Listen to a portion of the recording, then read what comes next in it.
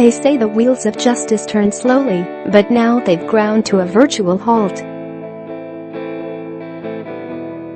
17 years after they helped murder 2,977 innocents in the worst terrorist attack on U.S. soil, 5 9/11 suspects, including self-avowed mastermind Khalid Sheikh Mohammed, have not faced trial.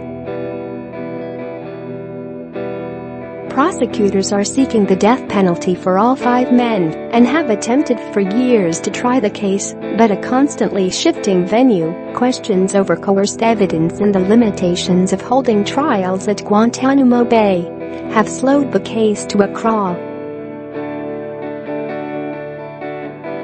Abdul Aziz Ali, one of the 5 9/11 suspects. EPA Ramzi Binalshibh, one of the 5 9/11 suspects. EPA Ramzi Binalshibh, one of the 5 9/11 suspects. AFP Getty Images. Mustafa Ahmed al-Hawsawi, one of the 5 9/11 suspects. EPA Walid Mohammed Salih bin Roshayed bin Attash, one of the 5 9/11 suspects. Up next, Letitia James finds herself in unexpected battle for State Attorney General. It wasn't supposed to be this close.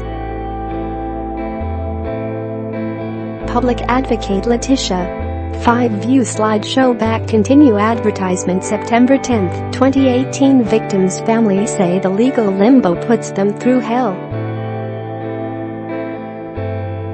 It's outrageous the length of time this has taken. Debby Jenkins, who lost her brother Joseph Jenkins in the World Trade Center attacks, told the Post on Monday.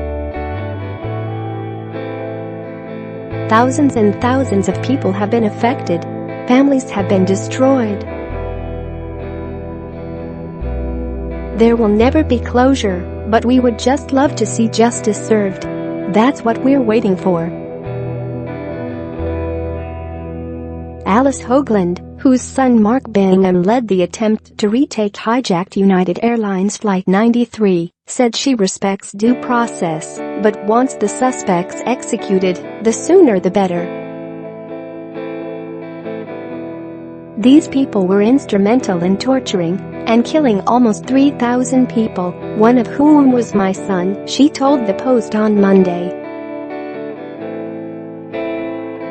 They're creepy people, and they murdered a lot of us, and they deserve to suffer and die.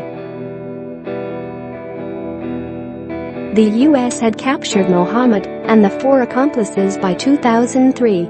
They were shuffled among CIA black sites for interrogation before being arraigned in 2008.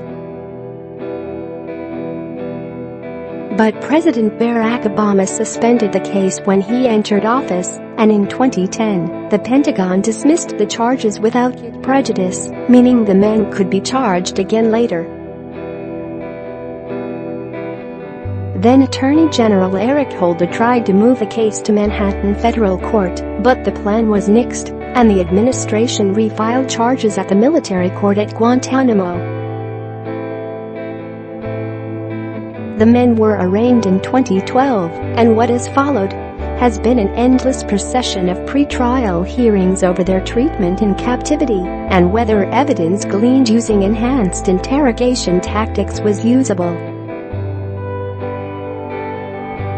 The fact that we can't try these individuals is such an incalculable disservice to the citizens of this country, said Karen Greenberg, director of the Center on National Security at Fordham Law School.